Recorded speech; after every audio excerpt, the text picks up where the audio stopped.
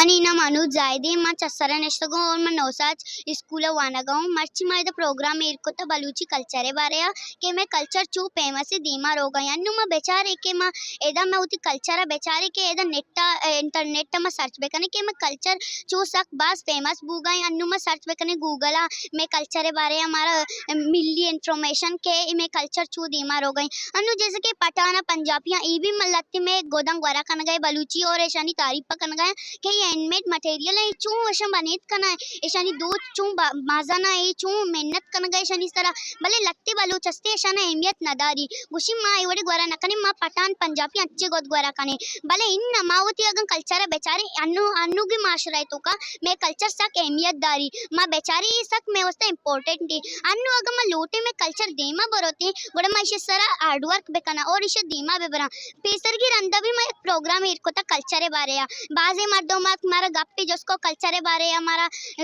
गप्पी गो और माँ मैं आरंदी प्रोग्राम भी सक वशबूत का अन्नु माँ आरंदी पदा प्रोग्राम इरको तक कल्चर बारे है चिया कि मैं कल्चर बिल्ली दीमा रोते और मारा भी लगते सीख मिलली के मोती कल्चर था ना मोती कल्चर बारे वो सोची माँ इंग्लिश लैंग्वेज मान गए ये जैसे कि इंग्लिश लैंग्वेज इंटरनेशनल लैंग्वेज ही माँ यक्रोची बलूची लैंग्वेज अभी अंचो इंटरनेशनल बेकना अंचो दे माय बबरा अम्मो समय प्रोग्राम इरको था।